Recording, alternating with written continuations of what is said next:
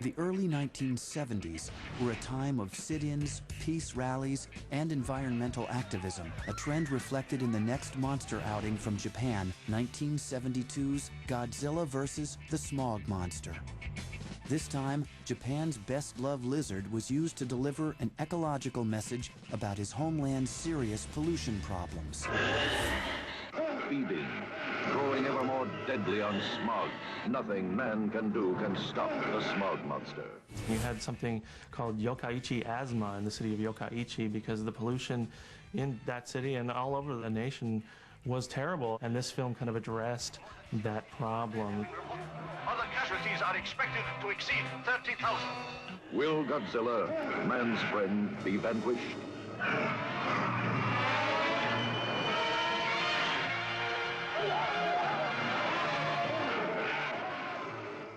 It's like a Godzilla film for the youth generation of the early 70s.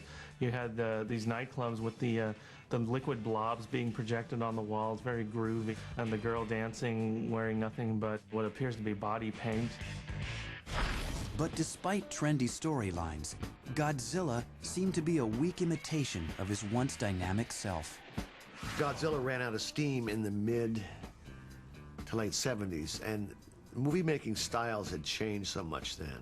There were a lot of zoom shots, and there were kind of crazy plots, and the Japanese were imitating a lot of James Bond ideas where they were secret agents and people from outer space. It was nutballs.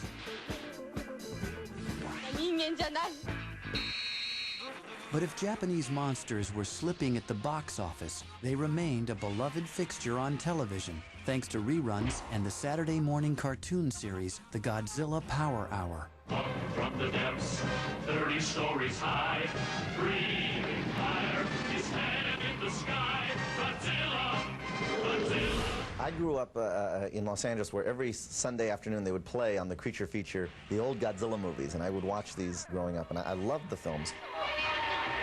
And for the next 3 decades, Godzilla would be a reliable giant in the world of advertising and commercial marketing, where his image helped sell products around the world.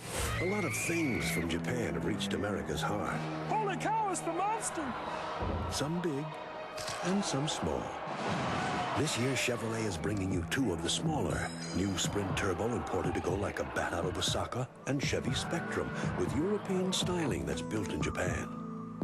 Put yourself in today's Chevrolet and listen to your heartbeat.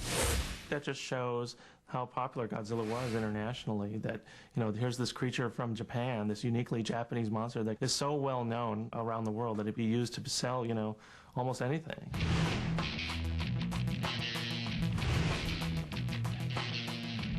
By the mid-1970s, collecting Godzilla was becoming a big business.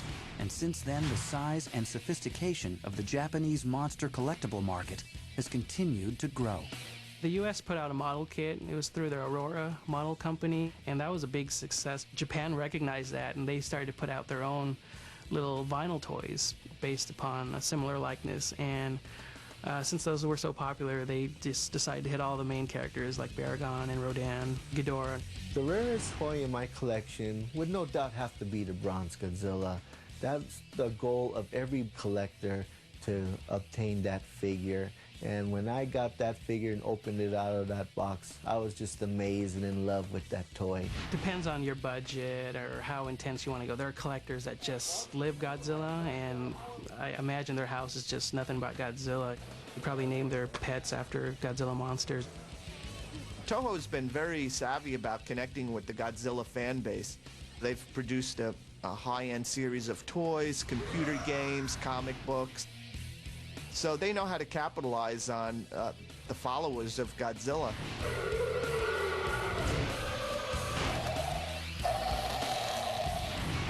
By the mid-1980s, Godzilla wasn't only living on collectors' shelves.